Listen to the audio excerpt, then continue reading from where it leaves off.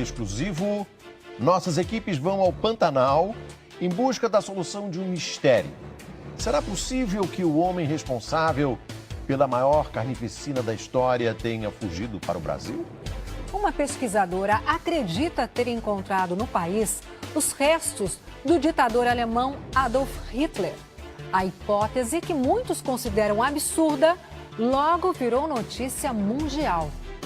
A foto do suposto Adolf Hitler, já idoso e no Brasil, correu o mundo. Sites americanos, israelenses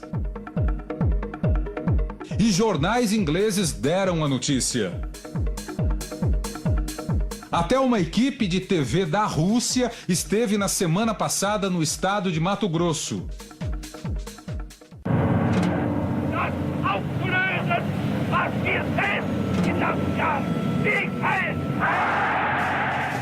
O homem que conduziu a humanidade para um dos capítulos mais cruéis e dolorosos da história.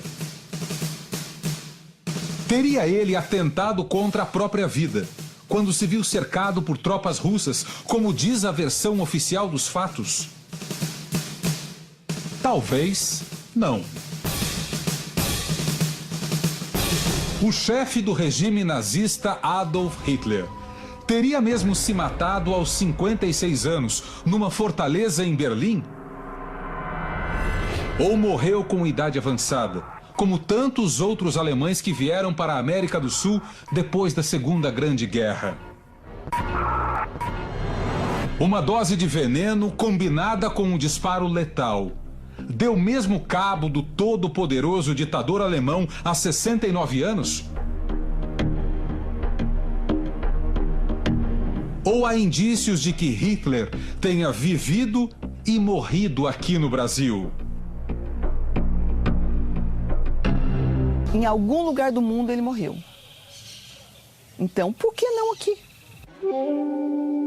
Para entender que história é essa, o Domingo Espetacular foi até uma cidade de pouco mais de 10 mil habitantes, quase dentro do Pantanal. Nossa Senhora do Livramento fica a 60 quilômetros de Cuiabá. Ali só se fala da suspeita levantada pela professora Simone. Pode ser verdade, sim, porque o povo comenta, né? Onde há fumaça, há fogo, né? A suspeita da professora começou em Livramento mesmo, há 10 anos. Simone é formada em educação artística e ouviu um punhado de relatos a respeito de uma figura misteriosa. Trata-se do homem que aparece nesta foto ao lado da mulher, 55 anos mais nova. Ela se chamava Ana Luísa de Campos, ou simplesmente Dona Cutinga. E o nome dele? Adolfo. Nesta casa aqui moram duas pessoas que conheceram bem o alemão. Dona Isabel Severina de Campos, mais conhecida como Dona Nena, e seu Manuel, o marido. Dona Nena era irmã mais nova de Dona Cutinga. Ela e seu Manuel conviveram com o Adolfo durante os últimos 5 anos da vida dele. O cunhado não era uma das pessoas mais simpáticas do mundo, lembra a dona de casa de 63 anos. Como que era o seu cunhado? Não era bem de conversa, não. A senhora gostava dele? Eu não. Por que não? Porque eu era sério demais. Seu Manuel também não morria de amores pelo homem que se casou com a cunhada. Mas não tinha, assim, amizade para estar conversando, saindo, andando, assim, para a rua. Adolfo era profundamente desconfiado, diz Dona Nena. Ele não gostava que a gente ia na casa dele. Ah, ele não gostava de visita, então? Não. Quando a gente ia, ele ia atrás da gente. A senhora acha que ele tinha algum medo de que mexessem nas coisas dele? Uhum. Que coisas? Eu não sei. Adolfo, um brasileiro ou um alemão? De onde ele veio?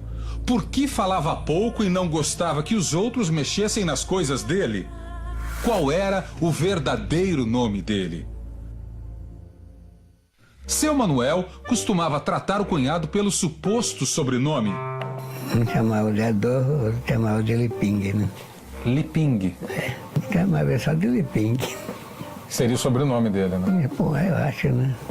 Para a professora Simone, todo mundo pronunciava de forma errada o sobrenome de Adolfo. O correto seria Leipzig. E Leipzig seria um sobrenome de fantasia, inventado por alguém com algo a esconder. Eu descobri, através de um estudo com uma pessoa, que ele falava que o sobrenome dele era uma homenagem a um grande admirador dele, que era Sebastian Bach. E aí, Sebastian Bach, ele foi enterrado em Leipzig, uma cidadezinha pequena. E também na praça de Berlim, onde ele tinha sede do Partido Nazista, também era a Praça Leipzig. Então, se era uma homenagem a Bach, só podia ser a cidade que ele foi enterrado, a cidade de Leipzig. E aqui, como o pessoal não tem muita convivência com alemães, então eles falavam Leping, Leping. Na Santa Casa de Cuiabá, o nome Adolfo Leping aparece num registro antigo. Nós fomos até lá e localizamos o prontuário. Aí está o livro, de 1980. No dia 11 de fevereiro, Adolfo foi atendido depois de sofrer um acidente com um trator. Algo estranho teria acontecido naquele momento. Ao dar entrada no hospital, uma enfermeira teria negado atendimento a Adolfo, segundo o relato de uma testemunha ouvida pela professora Simone. Ela falou: esse homem é sanguinário, tira esse homem daqui. Ele matou muita gente e eu não quero ver esse homem aqui. Então ela reconheceu ele imediatamente. Este é o homem que diz ter testemunhado o ocorrido. É seu Altair, que mora hoje em Rondônia. Foi, doutor, mas esse homem hoje não mata nem uma formiga. E nós não estamos pedindo, está tudo pago, centro cirúrgico pago, é para atender. Né? Aí que ela liberou ser atendido. Aí foi atendido, a operação foi muito bem sucedida, tá? Com 7 dias saiu do hospital. A enfermeira que teria se recusado a atender Adolfo já morreu. Na Santa Casa não há mais ninguém daquela época para confirmar a história. O fato é que Adolfo foi operado e recebeu um espiral metálico, como este, para fixação dos ossos da perna e da bacia. Até aquela data, Adolfo vivia numa fazenda. Os donos da terra eram alemães. Ele se identificava como tratorista. Recém-operado, ele se mudou para a cidade e encontrou alguém que tomasse conta dele. É nesse momento que Adolfo conhece Dona Cutinga, com quem passaria a viver na condição de marido. Depois do acidente com o trator, Adolfo passou a trabalhar como vigia de um posto de gasolina. O posto, Itália, não existe mais. Sobrou apenas a estrutura de metal. Aqui, Adolfo era mais conhecido pelo apelido Alemão Velho. Seu Euclides era frentista do posto, que ficava bem na rotatória de acesso à cidade. O velho Adolfo era mesmo uma pessoa muito misteriosa, ele confirma. Não dava muita conversa também para ninguém, não. Gostava muito de estar conversando. Durante a conversa, seu Euclides nos revela outra faceta curiosa daquele estranho senhor. Adolfo ganhava um trocado consertando armas e rádios. Consertava, ele entendia de arma, de rádio. Você levava lá para ele consertar, ele consertava. Arma e rádio? É, um rádio, uma arma, ele era daquele cara que entendia desse tipo de coisa. Conhecedor de rádios e armamento. Reconhecido como Adolf Hitler no hospital. Desconfiado até com os parentes. E sempre rodeado de alemães, como o Sr. Fritz, um novo personagem que entra nessa história. Adolfo foi um tratorista que se acidentou. Depois ganhou a vida como vigia de posto. Será que a professora está certa? Onde Hitler morreu e onde ele foi enterrado? Pode ser em Livramento. E eu creio sim. Se soubesse que era ele, mandava matar ele. Não fala besteira. Pela primeira vez, o senhor Fritz senta para falar sobre esse assunto. Até porque ele foi pego de surpresa. Padre? Boa tarde. Ô padre, como que o senhor tá? Tudo bem? Fala, boa tarde. Prazer, Vinícius. Nós somos da TV Record. Tudo bem? Como que o senhor tá? Tudo bem? A professora Simone tentou falar inúmeras vezes com o ex-padre, que mora nesta casa, protegida por um grande muro de pedra. Quando o senhor Fritz e Adolfo falavam, ninguém entendia. Tudo que o alemão velho precisava era o padre que resolvia. E eles só falavam em alemão entre eles. Então o padre era muito íntimo e eu achei interessante que ele veio justamente depois do acidente, sabe, para dar uma cobertura para o alemão velho. Ele inventou uma história que se promovia a custo desse coitado. Inventou uma história besta, sem cabeça, sem rabo.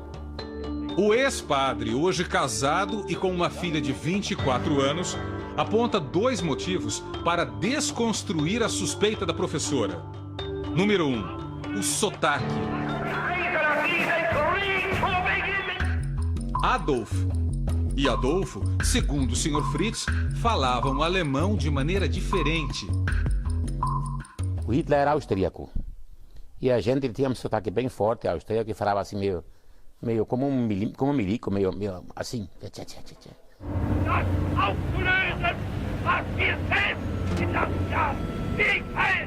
Que o Adolfo não falava. O Adolfo falava alemão até razoavelmente bem, mas não era nada de sotaque austríaco, era um sotaque do médio norte da Alemanha.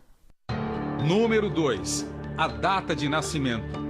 No livro da Santa Casa, consta que Adolfo tinha 82 anos quando sofreu o acidente de trator.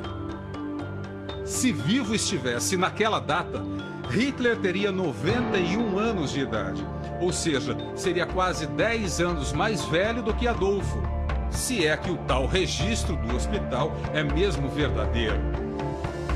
Era um coitado que morreu pobre. Eu acho que não estava bem, parafuso bem certo.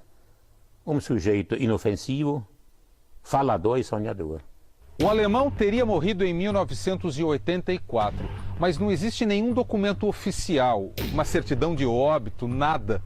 O que se sabe é que o corpo foi trazido para cá, o cemitério municipal de Nossa Senhora do Livramento. Também não havia um túmulo, nem sequer uma placa com o nome da pessoa enterrada. A cova com os restos mortais de Adolfo era algo parecido com isto aqui, um pequeno pedaço de terra com uma cruz de madeira fincada no chão. Sem os documentos, fica difícil também dizer do que o Adolfo morreu. Nós voltamos ao cemitério com a professora Simone, que acredita que Adolf Hitler foi mesmo enterrado ali. Ela tenta achar o lugar onde a cova foi cavada. Hoje, às vezes, a gente se perde um pouco, porque muita coisa está diferente já em 6 anos, né? Agora sim, o ponto exato onde estavam os restos mortais. Para mim era aqui, neste local aqui que nós cavamos, entendeu? Hoje não tem nem o sepultado aqui, pelas datas, pela cruz, tá vendo? Não eram essas cruzes? Não era. A gente tinha uma cruz aqui. Sim. Entendeu? Nesse pedaço aqui que estava colocado a cruz aqui, né? A caída, entendeu? Então nós cavocamos nesse espaço. Passando-se por sobrinha de Adolfo, a professora, com a ajuda de um coveiro, desenterrou o que restou do corpo. Há 6 anos, ela guarda fragmentos de Adolfo na própria casa. E veja também o que foi encontrado na cova: o espiral metálico usado pelos médicos da Santa Casa, já absorvido pelo osso fraturado. E mais um achado: a roupa usada no enterro, ainda toda empoeirada. A única coisa que nós encontramos é que essa renda branca fazia parte de todo o paletó. Ele era todas mangas, ele era todo forradinho com essa renda branca. Então a gente pensa que não é alguma coisa típica nossa. Deve ter vindo de fora. E não encontramos etiqueta em local nenhum. Desenterrar os restos mortais se passando por uma parente. Foi um crime, denuncia o senhor Fritz, enfurecido com as suspeitas da professora. E ela que exumou ele. Se ela fez, é crime porque não pode fazer isso. Sem ordem de juiz, pode? Não pode, que me consta. Foi necessário, porque senão o rapaz não ia fazer o trabalho de desenterrar os ossos para mim. De onde a professora tirou a ideia de que um padre teria apoiado um suposto chefe da Alemanha nazista escondido no Pantanal? Existe algum indício na história? Existe sim, diz o professor Samuel Feldberg, historiador e cientista político. Se elementos da máquina administrativa nazista chegaram efetivamente à América do Sul com passaportes emitidos pelo Vaticano, se Adolf Hitler eventualmente tivesse tentado fazer a mesma trajetória, não tenho dúvida nenhuma que teria recebido o mesmo apoio. Foi a trajetória feita por este homem, Joseph Mengele, um dos maiores carrascos da história. O chamado açougueiro de Auschwitz, o médico que separava aqueles capazes de trabalhar daqueles que iriam imediatamente ser enviados às câmaras de gás para serem assassinados, especialmente velhos, mulheres e crianças, teve uma vida relativamente tranquila no Brasil durante décadas e talvez o seu paradeiro não tivesse sido conhecido e determinado se ele não tivesse morrido afogado numa praia de São Paulo. Joseph Mengele morreu exatamente neste lugar aqui, a praia da Enseada, no município de Bertioga, na Baixada Santista. Ele teria tido um mal súbito seguido de afogamento, mas o carrasco nazista vivia com uma identidade falsa e foi enterrado mais tarde na Grande São Paulo com outro nome, Wolfgang Gerhard. 35 anos depois da morte, nós encontramos o registro do óbito e o PM reformado que atendeu aquela ocorrência. Seu Dias, então cabo da Polícia Militar, não tinha noção de que aquele homem, morto na areia, era um dos carrascos mais procurados do mundo. Um cientista que se tornou famoso por fazer experiências cruéis com seres humanos vivos. Naquela oportunidade não foi possível saber de qual corpo que se tratava. Só posteriormente é que veio à tona que se tratava do médico nazista. Foi resgatado pelo seu acompanhante, Sim. que ficou sabendo que depois se tratava de um cabo do exército alemão. Sim. Foi resgatado, foi puxado da água para cá e foi colocado mais ou menos nessas imediações aqui. Que sentimento ficou para o senhor quando essa história veio à tona? Eu não fiquei com ódio, não fiquei assim com ira a respeito desse fato. Foi apenas um atendimento de ocorrência e só, logicamente, lamentei tantas mortes. Terem perdido a vida por uma só pessoa. Investigações feitas no Brasil e também fora do país levantaram a suspeita. Aquele homem morto no litoral paulista seria o carrasco a serviço de Hitler. 6 anos depois do enterro, os restos mortais foram exumados. No crânio havia um pequeno buraco que lembrava a perfuração de uma arma de fogo. Isso chamou a atenção da equipe do Dr. Badan Palhares, da Unicamp, a Universidade de Campinas. Como não havia na época o exame do DNA, o médico legista optou por um recurso trabalhoso, a reconstituição facial do cadáver.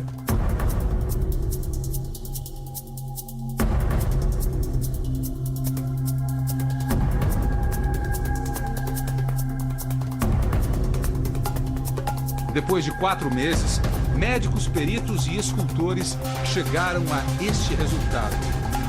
Não havia mais dúvida. Nós nos baseamos em dados cientificamente comprovados na elaboração de uma reconstituição facial e a nossa certeza era absoluta. Faltava simplesmente um exame científico efetivamente comprovando que seria o DNA. Isso só foi possível quando o filho dele forneceu este material e aí então ficou comprovadamente aceito pela comunidade internacional como sendo dele. Se o médico torturador escapou vivo da Alemanha, Por que não ele, o grande mentor do regime nazista? Hitler se matou mesmo quando se viu derrotado e sem saída? Ou teria forjado o suicídio para fugir sem levantar maiores suspeitas? Em Israel, o correspondente Herbert Moraes ouviu 2 dos maiores especialistas em nazismo do mundo. O brasileiro Abraham Milgram defende a tese de que Hitler se matou e que os ossos dele foram encontrados por soldados russos. Ele e a amante dele, Eva Braun, se suicidaram e os ajudantes pessoais de Hitler e outras pessoas que estavam no próprio bunker retiraram o corpo de ambos, levaram para o jardim da chancelaria, num momento muito dramático, pois a cidade estava sendo bombardeada pelos soviéticos que já tinham entrado na cidade de Berlim, e os corpos foram colocados no jardim e foram regados a gasolina, e os corpos foram queimados. Mas este professor israelense da Universidade Hebraica de Jerusalém diz: Hitler pode ter fugido para a América do Sul. O elemento mais realista, ele afirma, é o fato histórico de que muitos criminosos nazistas tiveram êxito em fugir para a América Latina, principalmente para a Argentina e alguns para o Brasil e Paraguai. Mengele e outro nazista, Adolf Eichmann, também entraram no continente sul-americano pela Argentina. Depois que Eichmann foi preso pelo Serviço Secreto de Israel, Mengele fugiu para o Paraguai e, mais tarde, para o Brasil. E Hitler, derrotado depois de uma perseguição doentia contra o povo judeu, teria feito o mesmo caminho? É o que tenta provar este livro, de autoria da professora Simone, descendente de judeus, que faz mestrado em jornalismo numa faculdade privada do interior de Minas. A nosso pedido, o professor Vitali Joanoni Neto leu o livro. Ele dá aula de História na Universidade Federal de Mato Grosso. Na capa, a autora usa a foto de Adolfo com um bigodinho feito em computador. É um trabalho que tem sérias lacunas do ponto de vista acadêmico. Então você parte de um problema, faz a investigação, desenvolve uma hipótese e comprova essa hipótese usando uma documentação nova. Não foi esse o procedimento usado pela professora, pela pesquisadora. O homem que não suportava fumantes, fumava. Obcecado pela pureza da raça, e se casou com uma brasileira típica. Seria mesmo Hitler? Conhecendo as bases dos princípios raciais alemães, nazistas da época, eu apostaria que Hitler não se aproximaria o suficiente de uma negra para forjar a imagem de um casamento. Apesar da desconfiança dos historiadores, a professora insiste. Quer comparar o DNA de Adolfo com o material genético de algum parente de Hitler. Segundo a versão oficial, o corpo de Hitler foi destruído pelos soviéticos. Não se tem conhecimento de que ele tenha tido filhos. Mas há um sobrinho neto dele vivo. Seria o parente mais próximo. Hitler teve apenas uma irmã que não morreu ainda na infância, Paula. Ela faleceu em 1960. Cruzar o DNA de 2 pessoas já mortas não teria grande validade, diz a doutora. A gente não tem o DNA do Hitler, né?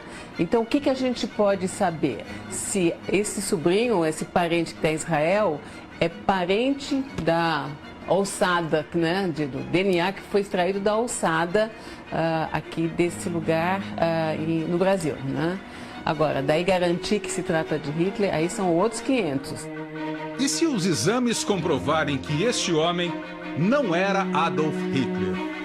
Quem seria então aquele senhor misterioso de que se tem uma única foto? Como foi a vida dele antes de ser tratorista no Pantanal? Ele tinha algo a esconder? Afirmar que Adolf Hitler é absolutamente temerário. Seria uma maravilhosa, uma deliciosa história de ficção. Talvez tenham produzido um ótimo livro de ficção, quem sabe, mas de história provavelmente tem muito pouco.